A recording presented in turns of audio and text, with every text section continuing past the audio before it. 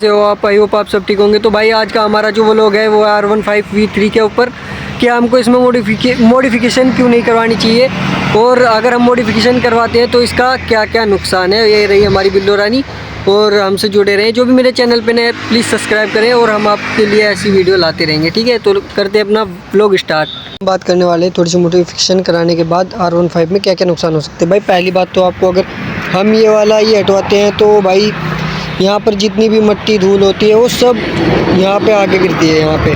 ठीक है, दूसरी बात, अगर हम इस तरीके की ये टेल टाइडी लगवाते हैं तो बहुत ही गलत है भैया, क्योंकि ये लूज़ हो जाती है बहुत ज़्यादा, यहाँ से लूज़ हो जाती है बिल्कुल।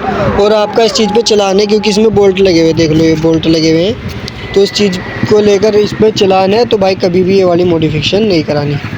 और अब हम करने वाले, जैसे फ्रंट में कुछ लड़के क्या काम करते हैं, मतलब ये हटवा कर यहाँ पे लगवा लेते हैं, तो भाई इस पे भी चलान है। अगर यहाँ से हटवा कर तुम इसको यहाँ सिर्फ लगवा दोगे तो इस पे भी आपका चलान होगा। दूसरी बात, अगर हम ऐसे टिपिंग करवाते हैं, देखो मैंने ब्लैक कलर की टिपिंग करवा रखी है, ये देखो ये रही टिपिंग।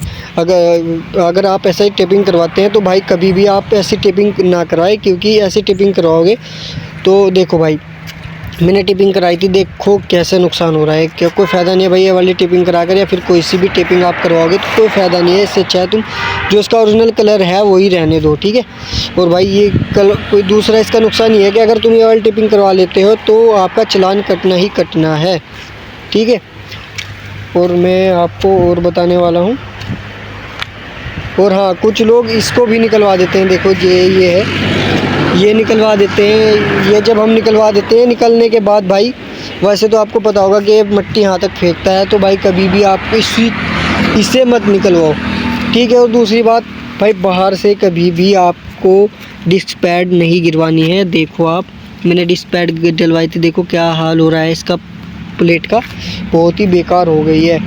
और मैं अब आपको फ्रंट से दिखा दूँ, देखो फ्रंट में मैंने यहाँ पे ये कंपनी से ही डलवाई थी, देखो कितना बढ़िया ये प्लेट हो रही है, देखो कितना बढ़िया शानदार हो रहा है। लेकिन भाई अगर तुम बाहर से डलवाओगे तो आप बेकार में रहोगे, तो ध्यान रखना तुम कभी भी ये वाली मॉडिफिकेशन ना ही करवाना है। दूसरी बात भाई, अगर आप ये डलवाते हो, ये आजकल ये वाले इंडिकेटर बहुत ज़्यादा चल रहे हैं, सभी यही लगवा रहे हैं ये वाले इंडिकेटर। देखो ये वाले मैं तुम्हें जला के दिखा देता हूँ किस तरीके की इसकी लाइट है वो दिखाने। तो भाई आप देख लो इस तरीके की इसकी लाइट है, देखो ये इस तरीके से चलता है, चमक रहा है। ठीक है भाई, तो ये भी इसका मैं बताने वाला हूँ इसके क्या नुकसान है। ठीक है, इससे क्यों नहीं लगवानी चाहिए भाई, इसे हम इसलिए नहीं लगवानी चाहिए क्योंकि हम इसको लगवाएंगे, ठीक है, अब दिन में हमको रोड क्रॉस करनी है, तो भाई इसकी लाइट दिन में बिल्कुल भी नहीं दिखती है, क्योंकि ये साइड में है। दिन में इसकी लाइट नहीं दिखती है, लाइट में बिल्कुल नहीं दिखती है, और जब रात हो जाती है रात में इसकी लाइट दिखती है। ठीक है, और दूसरी बात, पुलिस वाले को अगर मतलब ये इंडिकेटर दिखते हैं तो भाई इस पर भी चालान होता है, आपका